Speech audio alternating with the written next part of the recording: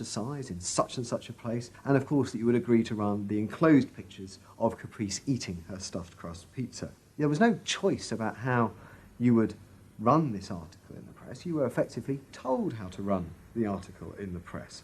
By Freud. By Freud. It's a rise of the corporate culture and the rise of business. To traditional journalists, this infiltration of advertising into the editorial pages was a corruption of their profession. But to Mrs. Thatcher's allies, like Rupert Murdoch, who owned The Sun and The Times, it was part of a democratic revolution against an arrogant elite who had too long ignored the feelings of the masses. They hate to see someone communicating with the masses. They feel that newspapers, the written word is not for the masses. That should be left to television, or perhaps to nobody. I'm very proud of The Sun. And The Sun was not represented tonight in your film. You just took page 3, which everyone seems so fascinated with. What about page 1, page 2, every other page of the paper? It was a typical piece of slanting and elitism by the BBC, who, after all, in order to get viewers for this program, put on a very sexy episode of Star Trek, which I was watching out in the room there. Oh, I don't think they put it on to get us viewers. I think we just are lucky to follow. They try to carry viewers into these show programs. You know how it's done. By the late 80s, Mrs. Thatcher and her allies in advertising and the media had brought the desires of the individual to the centre of society. As last week's episode showed, it was the same transformation that President Reagan had brought about in America. Both politicians had encouraged business to take over from government the role of fulfilling the needs of the people. In the process, consumers were encouraged to see the satisfaction of their desires as the overriding priority. To Thatcher and Reagan, this was a new and better form of democracy. But to their opponents in the parties of the left, they had summoned up the most selfish and greedy aspects of human nature. Ronald Reagan and Margaret Thatcher both embraced an economic philosophy that says the unit of judgment was not only the individual, but it was the individual's personal satisfaction, the individual's own unique happiness and well-being. It was, in a sense, the triumph of regarding individuals as purely emotional beings who have needs and wants and desires that need to be satisfied and can be satisfied unconsciously. It goes way back to the early part of the 20th century, to Freud, to notions of the unconscious, the assumptions that we are, in terms of our rational minds, we're little corks bobbing around on this great sea of hopes and fears and desires of which we are only dimly aware, and that the role of a marketer, the role of somebody selling something, including a politician, is to appeal to this great swamp of desire, of unconscious desire. The left believed the opposite, that the way to create a better society was not to treat people as emotional, isolated individuals, but to persuade them to realize that they had common interests with others, to help them rise above their individual feelings and fears. Let me assert my firm belief that the only thing we have to fear is fear itself. Nameless, unreasoning, unjustified terror, which paralyzes needed efforts to convert retreat into advance. This idea had flourished in America in the Depression of the 1930s. President Roosevelt, faced with the chaos caused by the Wall Street crash, encouraged Americans to join together in trades unions, to set up consumer groups, and to pay for a welfare system for those trapped in poverty. His aim was to create a collective awareness which would become a powerful weapon against the unfettered power of capitalism, which had caused the crisis. That idea had driven the Democratic Party for 50 years. But now, Roosevelt's inheritors railed vainly against the effects of the self-interest encouraged by President Reagan. There is despair, Mr. President, in the faces that you don't see. Maybe, Mr. President, if you stopped in at a shelter in Chicago and spoke to the homeless there, Maybe, Mr. President, if you asked a woman who had been denied the help she needed to feed her children because you said you needed the money for a tax break for a millionaire or for a missile we couldn't afford to use. The worst thing Ronald Reagan did was to make the denial of compassion respectable. He said, you've worked hard, you've made your money. You shouldn't have to feel guilty about refusing to throw it away on people who choose to be homeless and who choose not to work. That's what he said. He said it with an elegance and a kind of benign aspect that disguised its harshness. Do you think we can do anything about it? Well, why not? If we can work together now to look after the lives of the people here, I don't see why we couldn't work together afterwards to clear up the mess and help build a better world in which these things can't possibly happen. The qualities we've learned from comradeship and common suffering are not going to be wasted after this war. It's out of experience like ours that the new world will be built. That same idea of marshalling the collective force of the masses to challenge the entrenched power of wealth and business had also led the Labour Party to power in Britain after the war. But in the 80s, Labour, like the Democrats in America, lost election after election as millions who had once voted for them switched their allegiance to the Conservatives.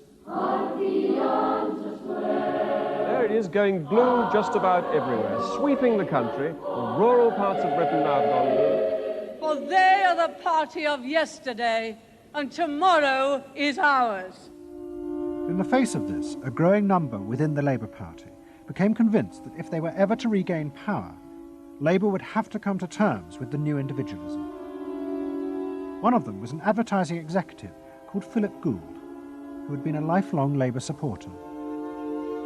Gould believed that Labour's leadership had become corrupted by the same patrician arrogance that dominated all Britain's institutions. They denigrated and disapproved of the new aspirations of working-class voters. Labour stopped listening to these people. And I remember the best example of this was after the election of 1983, which was the election above all, where the people's voices just were not heard.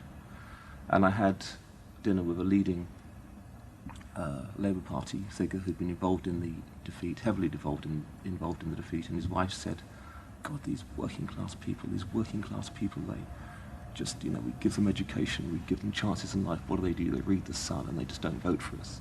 And there was such a gap between these people just trying to make lives for themselves, better lives for themselves, and the kind of elitism of the Labour Party that was just such a chasm that had to be filled. Gould became part of a small group of modernisers centred around Peter Mandelson. Their aim was to reconnect Labour with the lost voters. To do this, Gould turned to the technique he knew well from his work in advertising, the focus group. Gould commissioned focus groups in suburban areas across the country with small groups of voters who had switched to Mrs. Thatcher. People were encouraged not to talk rationally about policies, but to express their underlying feelings.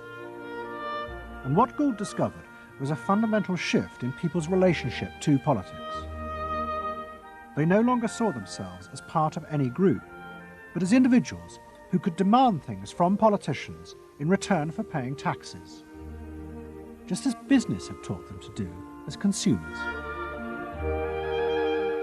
And I found that the people had become consumers. People now wanted to have, politics and life on their own terms. I mean, not just in politics, but in all aspects of life too. People see themselves as they are, as autonomous, powerful individuals who are entitled to be respected, who are entitled to have the best, not just in, going to Tesco's or wherever, but the best in terms of health and in education too. All this was about getting the Labour Party to understand that people really, really, really had changed, and the Labour Party had not, and unless the Labour Party changed, it would not win. Philip Gould now set out to try and persuade the Labour Party that they would have to make concessions to what he called the new aspirational classes, and he was going to face implacable opposition. In the run-up to the 1992 election, Gould argued that the only way to win was for Labour to promise not to put up taxes. But the Shadow Chancellor, John Smith, angrily refused. Labour would stick to its fundamental policies. They would fight the election with the promise of tax increases to create a fairer society. And as the campaign began, it seemed as if Philip Gould was wrong. The traditional polls consistently showed Labour ahead, despite the Conservative campaign message that a Labour government would put up taxes. Even the Conservatives' oldest allies in the press became convinced that by harping on about tax, the Conservatives were cutting their own throats. So the worry about the Tories must be that they're not at the moment conveying a sense of grip and being in control. And unless they can do better than that, I think they're going to lose.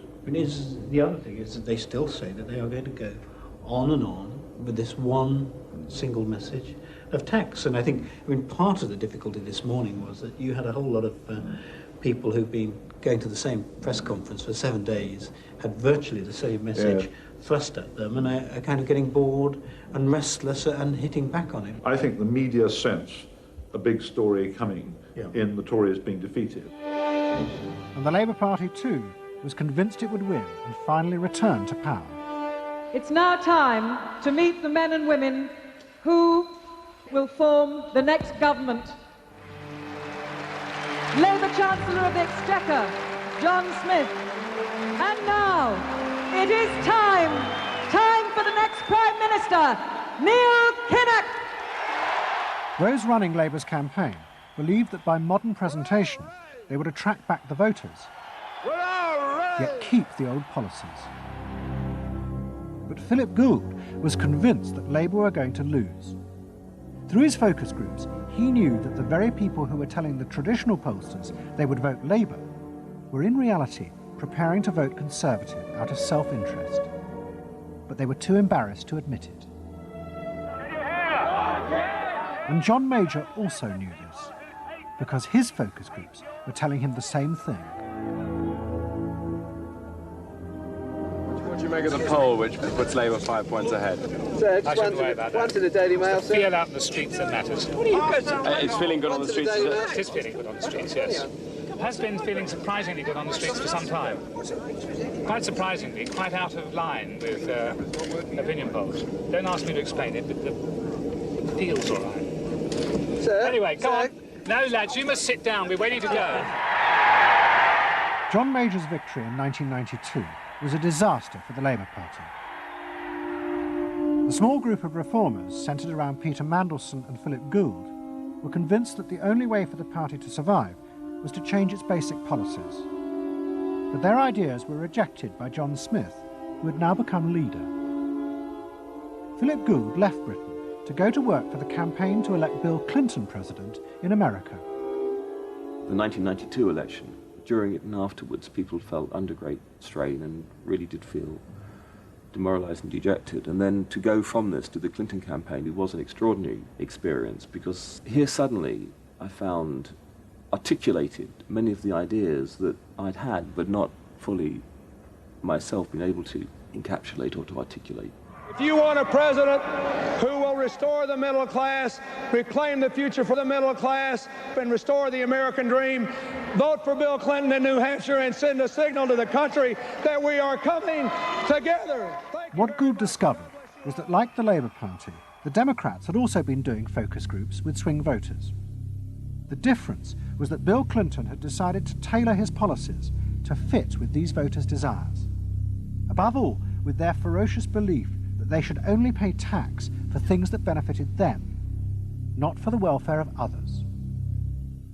I have no idea what percentage of my tax dollars go to welfare, but even if it's a minuscule percentage, even if it's a quarter of a percent, it's still too much for the people that are receiving these benefits that are basically non-productive.